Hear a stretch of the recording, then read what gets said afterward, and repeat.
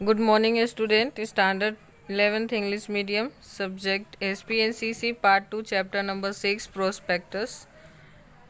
Introduction देखते हैं। Capital is the source of any business. किसी भी बिजनेस के लिए जो कैपिटल होता है बहुत ही इम्पोर्टेंट होता है, और वो आगे उसको इम्प्रूव करना हो, एक्सपांड करना हो, अदर ब्रांचेस ओपन करना हो, या फिर जो आपके एग्जिस्टेंस बिजनेस है उसको चलाने के लिए भी कैपिटल बहुत ज़्यादा ज़रूरी है। If the area of a work of a company is a large, it's required huge capital.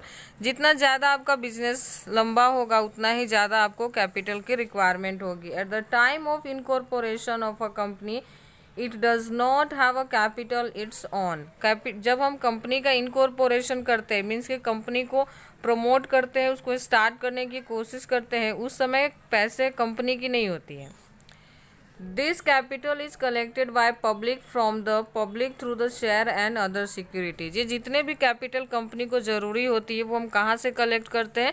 तो वो हम पब्लिक से कलेक्ट करते हैं। कौन से फॉर्म में? तो शेयर्स और अदर सिक्योरिटीज़ के फॉर्म में। अदर सिक्योरिटीज़ में अब क्या क्या आ सकता है? तो हमारा प्रेफरेंस शेयर आ सकते हैं, डिबेंचर आ सकते हैं, और बॉन्ड आ सकता है। ये सारे अदर सिक्योरिटीज़ है जो कंपनियाँ इशू करती हैं पब्लिक कलेक्शन के लिए। Before investing capital in such a company, minute investigation is done by public and unless there is a complete satisfaction and sufficient information, investor do not invest in the company. किसी भी company में invest करने से पहले सबसे पहले हम क्या करते हैं कि उस कंपनी की इन्वेस्टिगेशन करते हैं, उस कंपनी के बारे में जानने की कोशिश करते हैं कि ये कंपनी लीगल है, इलीगल है, किस तरह की एक्टिविटी में इन्वॉल्व है। और अगर हमें इन्फॉर्मेशन जो हम इन्फॉर्मेशन कलेक्ट करते हैं उससे हमें सेटिस्फेक्शन नहीं मिलता है या सफिशिएंट नहीं होता, इनफ नहीं होता है, जिससे हमें ना पता चल सके कि कंपनी किस तरह के काम करती है, तो कोई भी इन्वेस्टर्स है ना उस तरह की कंपनी में पैसे लगाना नहीं चाहता है। In order to provide necessary information of a company to public at a large, the company issue document is known as prospectus. अब पब्लिक को पूरी तरह से कंपनी के बारे में इंफॉर्मेशन मिल सके, इन्वेस्टर्स को पूरी इंफॉर्मेशन मिल सके, इसीलिए कंपनी एक डॉक्यूमेंट इशू करती है मार्केट में जिसको हम प्रोस्पेक्टस कहते हैं। प्रोस्पेक्टस एक क्या होता है? तो प्रोस्पेक्टस एक तरह का इनविटेशन होता है जो पब्लिक के लिए इशू किए जाते हैं, जिसको देख के आप पब्लिक किस मोटिव से ना मार्केट में एग्जिस्ट हुई है, उसका कितना कैपिटल होगा, किस तरह के शेयर्स प्राइजेस होंगे, या किस तरह के शेयर इशू करने वाली, ये सारी चीज़ें पता चलती हैं। In other words, a document through which an investigation is extended by public company to the public at a large to purchase share or debenture of the company is called prospectus. Okay, बहुत important definition है prospectus का, तो आपको याद रखना है। A document through which an invitation is extended, एक document जिसकी तरह हम इन्विटेशन की तरह यूज़ करते हैं, और by public company at a large to purchase shares and debenture of a company is called prospectus. एक डॉक्यूमेंट जो आप इशू करते हो पब्लिक को इनवाइट करने के लिए ताकि वो आपके कंपनी के शेयर्स एंड डिबेंचर परचेज कर सके, उस डॉक्यूमेंट को हम क्या कहते हैं? प्रोस्पेक्टस कहते हैं। तो आपको ये याद रखना है। Meaning and definition of prospectus की बात करें तो in a simple word prospectus means advertisement. Okay, prospectus क्या है? तो एक तरह का एडवर्टाइजमेंट है। Prospectus is an invitation given by a company through the document of a public at last to purchase its shares, debenture and other securities in order to raise capital. Prospectus issue क्यों करते हैं? तो public को invitation देने के लिए ताकि वो आपके कंपनी के शेयर्स, डिबेंचर या अदर सिक्योरिटीज परचेज कर पाए, जिससे आपके कंपनी की कैपिटल रेज हो सके। ओके, अब नेक्स्ट आता है डेफिनेशन। तो डेफिनेशन देखते हैं। Prospectus mean a document describe और इशू प्रोस्पेक्टस और include a red hearing prospectus और सेल्फ प्रोस्पेक्टस और एनी नोटिस, सर्कुलर, एडवर्टाइजमेंट और other document inviting offer from a public for the subscription or purchase any securities of any of a body corporate. Okay, prospectus क्या है? तो एक तरह का document है जो कि रेड हेयरिंग प्रोस्पेक्टस भी हो सकता है, सेल्फ प्रोस्पेक्टस हो सकता है, कोई नोटिस के फॉर्म में हो सकता है, सर्कुलर हो सकता है, एडवर्टाइजमेंट हो सकते हैं, या फिर अदर कोई डॉक्यूमेंट हो सकता है जो कि एक तरह का इन्विटेशन लेटर होता है, उसी तरह का होता है जो पब्लिक को है ना सब्सक्राइब कैपिटल परचेज करने के लिए इनवाइट करता है। Prospectus means public document giving invitation to the public at large to purchase the securities of a company। ये बार बार रिपीट हो रहा है, आप प्रोस्पेक्टस की कोई भी डेफिनेशन इसमें से लर्न कर सकते हो। Thus the circular issue by a promoter of a company after incorporation of a company in the order to attract purchase shares debenture to the public is known as prospectus। इसलिए ये जो circular होता है, जो कि आपने देखा कि प्रोस्पेक्टस सर्कुलर एडवर्टाइजमेंट किसी भी फॉर्म में हो सकता है। तो एक सर्कुलर होता है जो कंपनी के प्रोमोटर इशू करते हैं कंपनी के इन्वेस्टर्स को अट्रैक्ट करने के लिए, ताकि वो कंपनी के शेयर्स एंड डिबेंचर्स परचेज कर सके, और इसीलिए इसको हम प्रोस्पेक्टस कहते हैं। अब आपको याद रखना है, कंपनी को जो स्टार्ट करने की प्रोसीजर में ले जाता है, यानी इनकॉर्पोरेशन सर्टिफिकेट दिलाता है ना, वो कभी कंपनी का ओनर नहीं होता। उसको हम क्या कहते हैं? कंपनी के प्रोमोटर, जो कंपनी को प्रमोट करता है। ठीक है, कंपनी का जो ट्रू ऑनर कौन होता है? तो कंपनी का ट्रू ऑनर उसके शेयर होल्डर्स होते हैं, क्योंकि वो कंपनी पे भरोसा करके, ट्रस्ट करके कंपनी के अंदर इन्वेस्टमेंट करता है। इसलिए ट्रू ऑनर कंपनी के कौन होते हैं? तो शेयर होल्डर्स होते हैं। उसमें भी बहुत सारे शेयर होल्डर्स में से कौन से शेयर होल्डर्स ट्रू ऑनर होते हैं? तो इक्विटी शेयर होल्डर्स होते हैं, वही कंपनी के ट्रू ऑनर माने जाते हैं।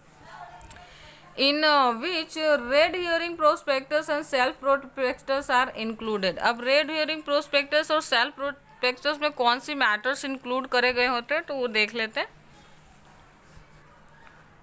Prospectus is an invitation published by company. एक इन्विटेशन है जो किसके थ्रू से इशू किए जाते हैं? कंपनी की तरफ से। A public is a giving invitation to purchase securities through the prospectus। अब पब्लिक क्या करता है? इस इन्विटेशन के थ्रू ही कंपनी में इन्वेस्ट करता है। Prospectus should be nature in notice, circular और पब्लिक एडवर्टाइजमेंट।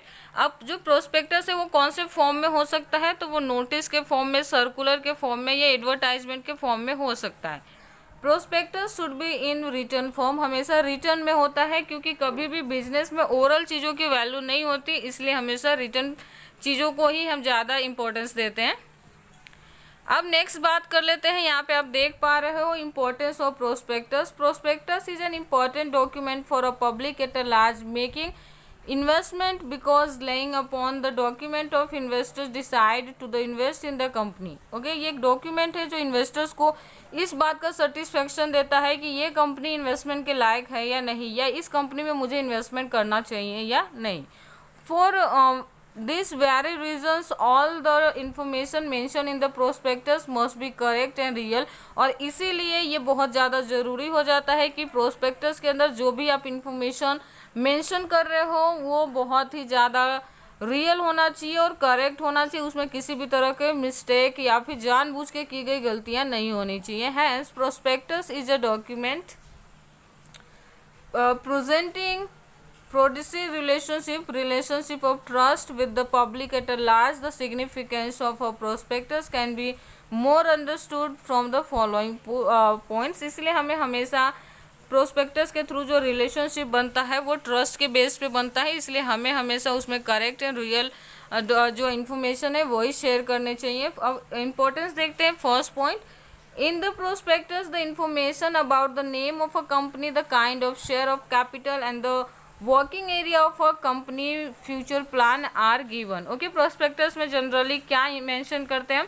तो कंपनी का name, kind of share capital, यानी वो सिर्फ इक्विटी इशू करने वाला है कि प्रेफरेंस के साथ डिबेंचर भी इशू करने वाला है, प्लस उसकी वर्किंग एरिया क्या होगी, यानी वो किस तरह के मोटिव ऑब्जेक्टिव के ऊपर काम करने वाला है, उसका फ्यूचर प्लान क्या रहने वाला है, ये चीज़ें उससे पता चलनी चाहिए।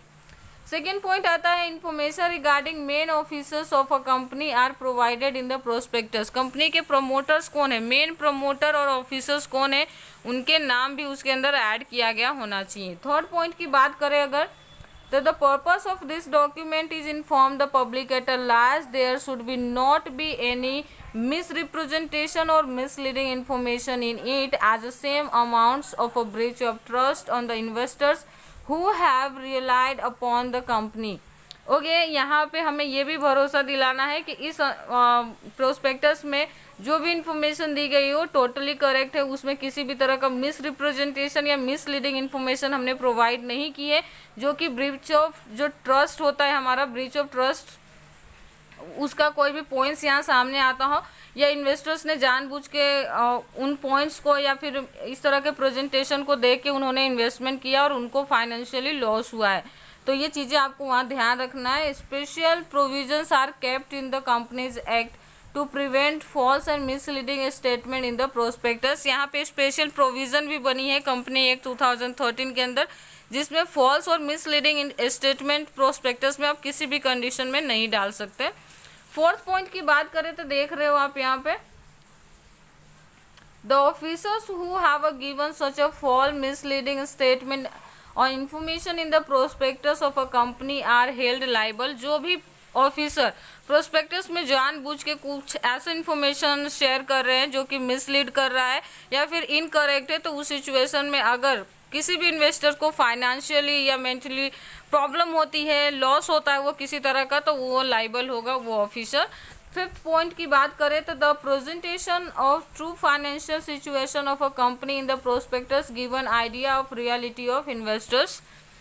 ओके, प्रोस्पेक्टस में ना हमें फाइनेंशियल सिचुएशन के बारे में ज़रूर इन्फॉर्मेशन देनी चाहिए, जिससे ना इन्वेस्टर्स को आइडिया आ सके कि कंपनी रियल में कितनी कैपेबल है मार्केट में काम करने के लिए। सिक्स पॉइंट की बात करें, in prospectus there is a mention about the possible risk of a project of a company as a resultant effect of investors can be appropriate decision. And the last one हमें क्या बताना रहेगा, क्या importance है, तो हमें possible risk of project की बात करनी है कि जिस प्रोजेक्ट पे एक्चुअल में कंपनी काम करने जा रही है उसमें कितना रिस्क इन्वॉल्व है या कितने % रिस्क फेस कर सकती है, जिससे क्या आ सके कि इन्वेस्टर्स को ना एक ट्रू आइडिया आ सके माइंड में, उनका जो ओपिनियन है वो क्लियर हो सके कि उनको कंपनी में रियल में इन्वेस्टमेंट करने चाहिए या नहीं। तो ये था हमारा फर्स्ट क्वेश्चन की meaning, definition and importance of prospectus. Thank you.